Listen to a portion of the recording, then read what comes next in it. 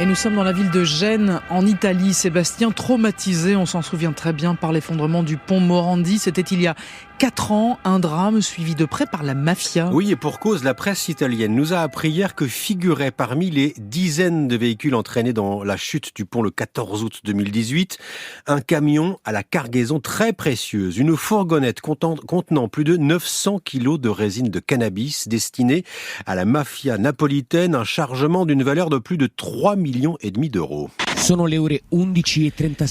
Cette histoire incroyable tourne en boucle sur les télés italiennes. C'est une écoute de la police datant de 2020 dans le cadre d'une enquête sur la mafia qui a permis de révéler la présence inattendue de ce camion le jour de l'accident. On y entend 2 mafieux parler d'un petit camion jaune frigorifique bourré de hashish tombé du pont Morandi et dont le chauffeur roumain fait partie des 43 victimes. Un voyou sicilien appelle un autre voyou calabrais, la Camorra qui discute avec la 'Ndrangheta pour essayer par tous les moyens de remettre la main sur la fourgonnette. Les 2 hommes se mettent d'accord, on partage le magot à 50-50. Mais encore faut-il retrouver le camion.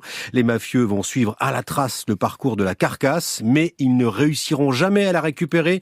En revanche, la police italienne en savait suffisamment pour les arrêter. Les carabinieri ont donc interpellé hier 63 mafieux. Allez, direction Hong Kong, où l'hymne de la ville préoccupe de plus en plus les autorités pro-chinoises. Oui, normalement, depuis la rétrocession de Hong Kong à la Chine en 1997, l'hymne officiel du territoire est le même qu'à Pékin, c'est-à-dire la très maoïste marche des volontaires. Sauf que depuis les manifestations pro-démocratie de 2019, un autre hymne est apparu, Glory to Hong Kong, écrit par un anonyme et repris en chœur à chaque rassemblement et aujourd'hui censuré. Sa diffusion est même punie de prison.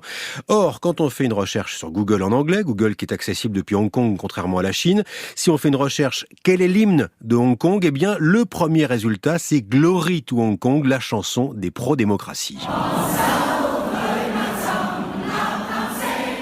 Voilà donc ce qui sort automatiquement sur le moteur de recherche américain, des protestataires reprenant leur hymne à tue-tête, d'où la fureur des autorités de Hong Kong contre Google. Le gouvernement de John Lee a demandé d'empêcher que cette chanson apparaisse en premier, au nom, dit-il, de l'obligation morale des moteurs de recherche. Google qui a fini par répondre qu'elle ne manipulait pas les résultats de recherche, déterminés seulement par des algorithmes, pas question de céder. Inconcevable, répondent les autorités de Hong Kong, qui continuent d'alimenter la polémique et qui, en demandant avec insistance la censure, eh bien paradoxalement donne encore plus de visibilité sur Google à l'hymne de pro-démocratie. C'est ce qu'on appelle l'effet Streisand.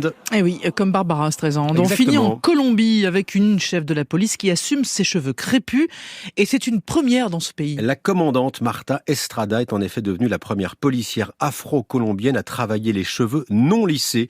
Les Noirs représentent près de 10% des 50 millions d'habitants de la Colombie. Jusque-là, le règlement de l'institution policière empêchait les femmes noires de se montrer les cheveux au naturel, mais Marta Estrada, qui est l'aide de camp de la vice-présidente afro-colombienne Francia Marquez, a créé la surprise, apparaissant les cheveux non lissés lors de sa cérémonie de montée en grade.